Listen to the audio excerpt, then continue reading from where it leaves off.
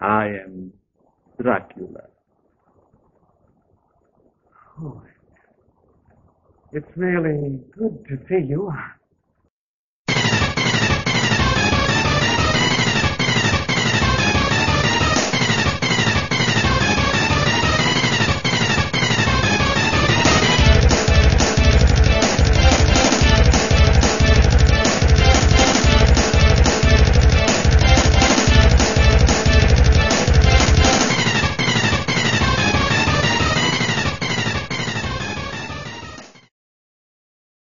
This title is as obscure as they come, and when you get a good look at the game, you can see why.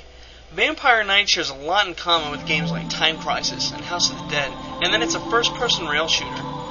That's about where the similarities end, though. Released by Namco, about around the same time that rail shooters were Namco's big moneymaker, they released this trash.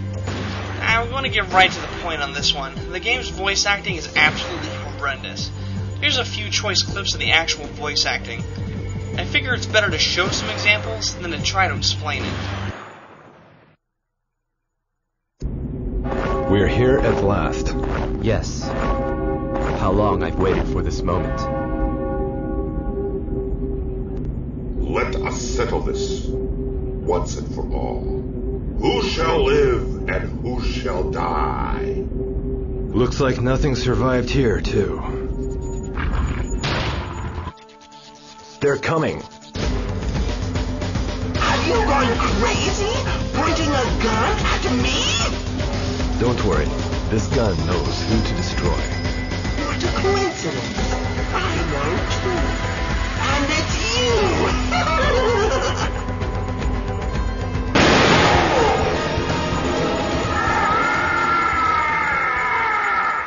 I will die. And so will you.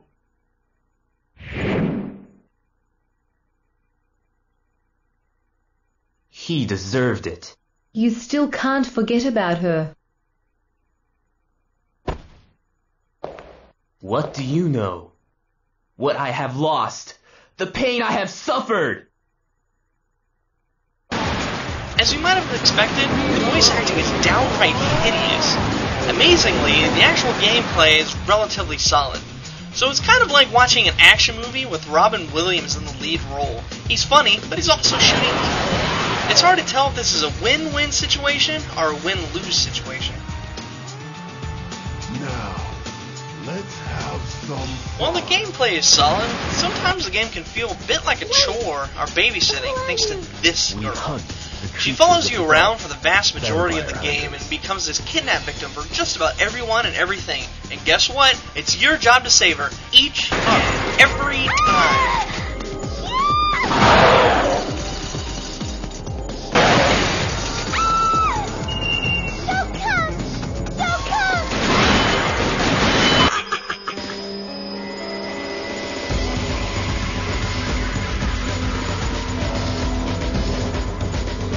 While the game tries to do something a little different, it seems to fall flat on its face each and every time.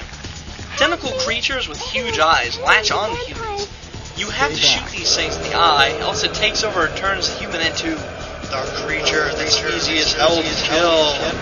Seriously, you'd figure there'd be some dire consequences for missing your shot, but 2 or 3 shots and it's as good as dead.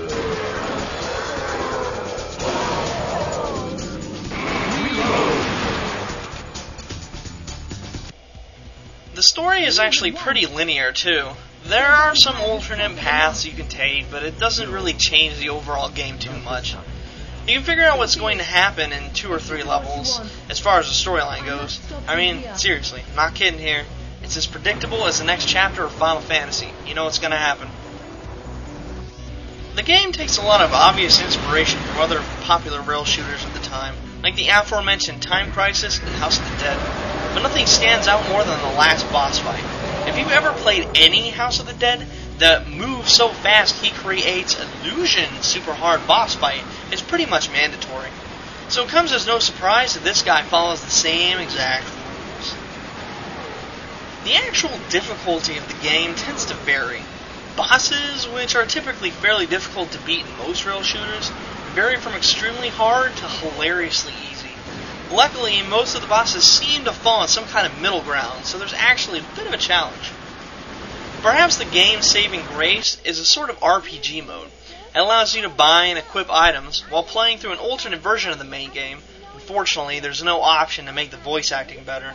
And you earn coins by busting open barrels and shooting the coins, as well as completing missions. We'd have more footage, but we just couldn't sit down and play this any more than we already had. Oof. So while the voice acting doesn't destroy the game, it doesn't help to set and keep the mood either. The controls are responsive, you can use a gun con or the ps2 controller, and there's not really any aiming issues. I had a problem with figuring out where my aiming reticule was, however, so I wound up shooting at stuff that I wasn't supposed to. I have this problem for all co-op rail shooters, so maybe that's just me. The graphics are pretty low-end for PS2 era graphics too. The extra features are worth a playthrough or two in some cases, if you can handle the voice acting. It might be best just to turn the volume down. At the end of the day, this may be worth picking up if you've got the right equipment. You may be able to find an English version of the game, but the version we played was in Japanese. Even so, it should be pretty cheap considering the game was released in 2002. Look in the bargain bin at your local GameStop.